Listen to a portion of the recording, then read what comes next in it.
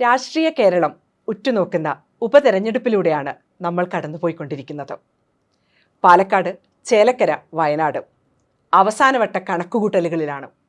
ഈ ഒരു സമയത്ത് BJPയുടെ പരാജയം കേരള രാഷ്ട്രീയത്തെ എത്രത്തോളം ബാധിക്കും? കേരള രാഷ്ട്രീയത്തെ ഈ തെരഞ്ഞെടുപ്പ് കാര്യമായി ബാധിക്കില്ല. BJPയുടെ ഉള്ളിലുള്ള അന്തർചിത്രം ഒന്നുകൂടി ബലപ്പെടും. അത് സംസ്ഥാന പ്രസിഡന്റ് സുരേന്ദ്രൻ്റെ കസേര തെറിക്കുന്നതിലേക്ക് പോലും എത്തിയാൽ അത്ഭുതപ്പെടേണ്ടതില്ല. സുരേന്ദ്രൻ മാത്രമല്ല, പാലക്കാട് ജില്ലയിലെ നേതാക്കൾക്കൊക്കെ ഒരു സ്ഥാനചലനം ഉണ്ടാവും എന്ന് വേണം കരുതാൻ. കാരണം കൃഷ്ണകുമാറിനെ മത്സരിപ്പിക്കുന്ന ഘട്ടത്തിൽ തന്നെ എതിർപ്പുമായി രംഗത്ത് വന്ന കുറേ പേരുണ്ട്. അവരുടെ എതിർപ്പ് വർദ്ധിച്ചാലും ഈ ഉണ്ടായിട്ടുള്ള പരാജയത്തിന് പരിഹാരം ചെയ്യാൻ ഇനിയിപ്പോൾ വേറെ മാർഗമൊന്നുമില്ല. അവരെതിർത്ത് തോൽപ്പിച്ചു എന്ന് പറയാൻ അവർക്കും കഴിയില്ല. അതെന്തായാലും കഴിയില്ല. കാരണം നമ്മൾ കണ്ടത് ആദ്യം തന്നെ ഒരു വിജയ സാധ്യത ഉണ്ടായിരുന്നു. ആ വിജയ സാധ്യതയിലൂടെ വന്നിട്ട് ഒരു കീഴടങ്ങലാണ്, അല്ലാന്ന് പറയാൻ പറ്റില്ലല്ലോ. അതെ അതെ, അത് BJPക്ക് സത്യത്തിൽ വലിയൊരു തുടക്കം തന്നെയല്ലേ അങ്ങനെയാണെങ്കിൽ? അത് സംശയമില്ല. തുടക്കത്തിൽ BJP ലീഡ് ചെയ്തുകൊണ്ടിരുന്നതാ. BJP കേന്ദ്രങ്ങളിലാണ് BJP പുറകിൽ പോയത്. അത് ശരി, BJP കേന്ദ്രങ്ങളിലാണ് പുറകിൽ പോയിക്കൊണ്ടിരിക്കുന്നത് അല്ലേ? പോയത് അത് BJPക്ക് അപ്രതീക്ഷിതമായ അടിയായി. പിന്നെ ഇടതുപക്ഷത്തിന് അവരുടെ സ്ഥിരമായി കിട്ടിക്കൊണ്ടിരുന്നിരുന്ന വോട്ട് ഇപ്രാവശ്യം കിട്ടിയതായിട്ട് കാണാനില്ല. അതെന്തുകൊണ്ടായിരിക്കും അങ്ങനെയാണെങ്കിൽ? BJP ജയിക്കാതിരിക്കാൻ വേണ്ടി ആ വോട്ട് UDFന് ചെയ്തിട്ടുണ്ടാവുമെന്ന് വേണം അനുമാനിക്കാൻ. അത് അനുമാനമാണോ? അല്ല, ഒരു മുതിർന്ന മാധ്യമ പ്രവർത്തകൻ എന്ന നിലയിൽ അതൊരു അനുമാനാന്ന് പറയാൻ പറ്റുമോ? അല്ല, ഇപ്പോ അനുമാനിക്കാനേ കഴിയുള്ളൂ. നാളെ ഈ ചിത്രം മുഴുവൻ വ്യക്തമാകുമ്പോഴാണ് അതിൻ്റെ രൂപമാവുള്ളൂ.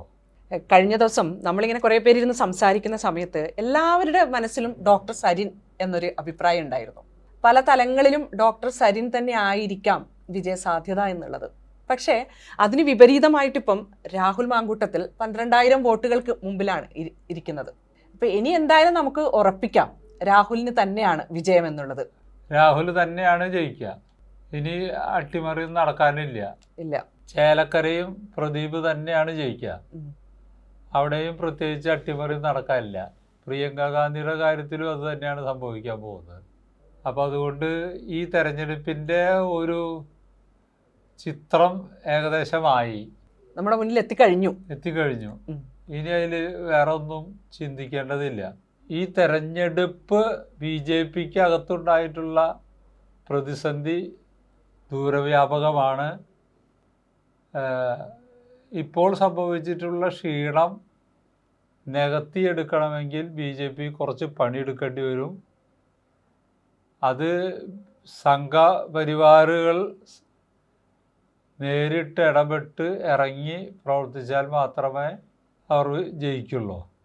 ഇനി അപ്പോൾ BJPക്ക് അകത്തുണ്ടായ പ്രശ്നങ്ങൾ തന്നെയാണ് തോൽവിക്ക് കാരണം എന്നാണ്? അതെ അതെ, അവരുടെ അകത്തുണ്ടായ പ്രശ്നങ്ങളാണ്. അവരകത്തെ പ്രശ്നങ്ങൾ ഇത്ര ഗുരുതരാണെന്ന് നമുക്ക് ആർക്കും മനസ്സിലാക്കാൻ കഴിഞ്ഞില്ല. അവർ വളരെ ഗുരുതരാവസ്ഥയിലായിരുന്നു. ഈ ശ്രീധരന് ലഭിച്ച അത്ര വോട്ട് പോലും ഇപ്പൊ കിട്ടിയിട്ടില്ല. പക്ഷേ ഇതിനു മുന്നേ നമ്മളിങ്ങനെ ജനങ്ങളുടെ അഭിപ്രായം നടത്തിയപ്പോൾ, അഭിപ്രായങ്ങൾ എടുത്തപ്പോൾ ഒക്കെ എല്ലാവരും പറഞ്ഞിരുന്നത് BJPക്ക് ഒരു വിജയസാധ്യത ഉണ്ട് എന്നായിരുന്നു. അത് പുറമേ നിന്ന് കാണുമ്പോൾ ഉള്ള തോന്നലാണ്. ഈ നദിയുടെ അടിയിലെ ഒഴുക്കിനെ കുറിച്ച് നമുക്ക് വിലയിരുത്താൻ കഴിയില്ല. ഈ നദിയുടെ അടിയിലുണ്ടായ ഒഴുക്ക് എത്രത്തോളം ശക്തമായിരുന്നു എന്നുള്ളത് ഇന്ന് വോട്ട് പെട്ടി തുറന്ന് എണ്ണിയപ്പോഴാണ് നമുക്ക് മനസ്സിലായത്. അതെ. പക്ഷെ രാഹുലിനെ സംബന്ധിച്ച് യുവാക്കൾ അല്ലെങ്കിൽ അങ്ങനെയുള്ള യുവജനങ്ങളൊക്കെ രാഹുലിന് തന്നെയായിരിക്കും വോട്ട് ചെയ്തിട്ടുണ്ടാവുക എന്ന് ചിന്തിക്കുന്നുണ്ടോ? അങ്ങനെയല്ല, രാഹുലിന് വോട്ട് ചെയ്തത് ഒരു മതേതര ജനാധിപത്യ സഖ്യത്തിൻ്റെ ധ്രുവീകരണം ഉണ്ടായിട്ടുണ്ട്. ആ ധ്രുവീകരണം ഇടതുപക്ഷത്തിന് ഭീഷണിയാണ് ഭാവിയിൽ. കാരണം UDF-മായി യോജിക്കാൻ കഴിയാത്ത പാർട്ടികളാണ് ഇടതുപക്ഷം. അപ്പം അങ്ങനെ ഒരു സാഹചര്യത്തിൽ UDF-ന് വോട്ട് ചെയ്ത് ജയിപ്പിച്ചു കഴിഞ്ഞാൽ വരുന്ന നിയമസഭാ തെരഞ്ഞെടുപ്പിലും ഇത് തന്നെ ആവർത്തിക്കും. അങ്ങനെ ഒരു സാഹചര്യം ഉണ്ടായാൽ UDF-ന് അതിൻ്റെ ഗുണം കിട്ടും. അങ്ങനെ വരികയാണെങ്കിൽ ഇപ്പോൾ നമ്മൾ ചേലക്കരയ്ക്ക് പോവുകയാണെങ്കിൽ അവിടെ രമ്യ ഹരിദാസിന്റെ കാര്യം എന്തുകൊണ്ടാണ് രമ്യക്ക് ഇങ്ങനെ സംഭവിച്ചതെന്ന് തോന്നുന്നു? രമ്യ ഹരിദാസിന്റെ കാര്യം വേറിട്ടതാണ്. അവിടെ രാധാകൃഷ്ണന് 39,000 വോട്ടിന്റെ ഭൂരിപക്ഷം ഉണ്ടായിരുന്നു. ആ 39,000-ൽ നിന്നാണ് ഈ കീഴ്പോട്ട് വന്നിരിക്കുന്നത്. അത് പിന്നെ പ്രദീപ് മുൻപ് അവിടെ MLA ആയിരുന്നു. നല്ല രീതിയിൽ ജനങ്ങളുമായി ഇടപെട്ട് പ്രവർത്തിച്ച് ജനങ്ങൾക്ക് ബോധ്യപ്പെട്ടിട്ടുള്ളൊരു MLA ആയിരുന്നു. അതിൻ്റെ തുടർച്ചയാണ് പ്രദീപിന് കിട്ടിയ വോട്ട്. അപ്പോൾ ഈ 3 സ്ഥലങ്ങളും നോക്കുകയാണെങ്കിൽ ഇപ്പോൾ UDF-ന്റെ വിജയം എന്ന് പറയാം അല്ലേ? അങ്ങനെ പറയാൻ പറ്റുമോ നമുക്ക്? ഇപ്പോൾ വയനാട് എടുക്കുകയാണെങ്കിൽ പ്രിയങ്ക ഗാന്ധി. പിന്നെ ഭരണവിരുദ്ധ വികാരം ഉണ്ടായിട്ടുണ്ട്. ഭരണവിരുദ്ധ വികാരം ഉണ്ടായിട്ടുണ്ട്. ഒരു സാധാരണ തെരഞ്ഞെടുപ്പിലൊക്കെ ഉണ്ടാവണ പോലെ ഭരണവിരുദ്ധ വികാരം ഉണ്ടായിട്ടുണ്ട്. അത് ഇടതുപക്ഷത്തിൻ്റെ ഇത്രയും കാലത്തെ ഭരണത്തിനെതിരെ ജനങ്ങൾ വോട്ട് ചെയ്തിട്ടുണ്ട്. 8 കൊല്ലത്തിലേറെ കേരളം ഭരിച്ചിട്ട് എടുത്തു പറയാവുന്ന വലിയ നേട്ടങ്ങളില്ലാതെ പോയി എന്നുള്ളത് അത് ഇടതുപക്ഷത്തിൻ്റെ മാത്രം പരാജയം. അതെ, ഇടതുപക്ഷത്തിൻ്റെ പരാജയം തന്നെയാണ്.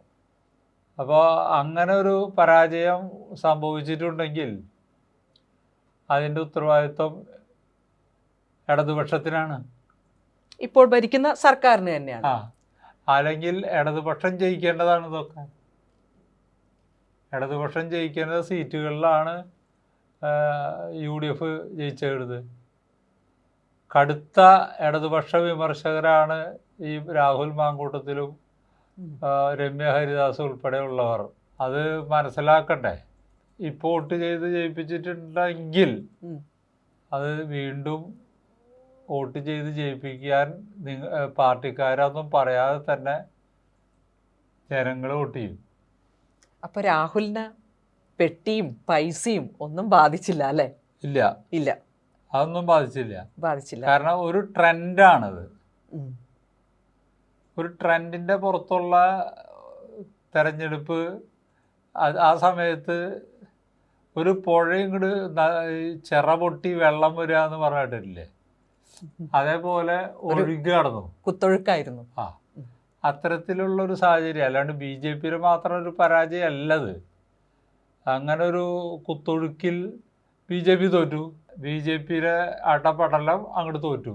BJP-ക്ക് എടുത്തു പറയാൻ ഒന്നും അവശേഷിപ്പിക്കാതെ വിധം അടുത്ത് തോറ്റു. അപ്പോൾ ഇത് കേന്ദ്രത്തെ ബാധിക്കുന്നു തോന്നുന്നുണ്ടോ? അങ്ങനെയാണെങ്കിൽ BJP-യുടെ ഈ തോൽവി ഇപ്പം കേന്ദ്രത്തിൽ എന്തെങ്കിലും ഒരു മാറ്റങ്ങൾ അല്ലെങ്കിൽ അതൊരു നഷ്ടമായിട്ട് അവർക്ക് തോന്നുന്നുണ്ടോ? കേന്ദ്രത്തിൽ BJP-ക്ക് ഗുണമുണ്ടായേക്കണം ഈ തെരഞ്ഞെടുപ്പ്.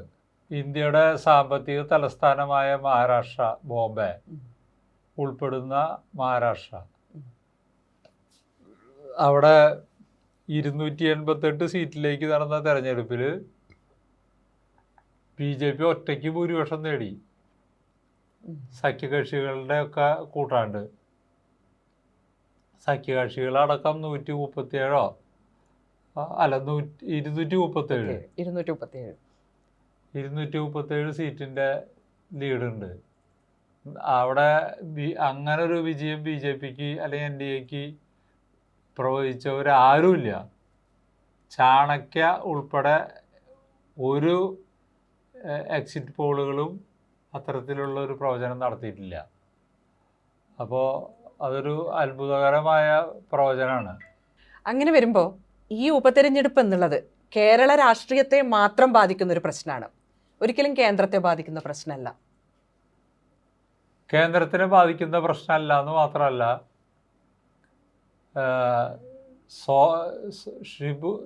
സോറൻ, ഹേമന്ത് സോറൻ ഭരിച്ചിരുന്ന ജാർഖണ്ഡ് BJP പിടിക്കുക ചെയ്തേ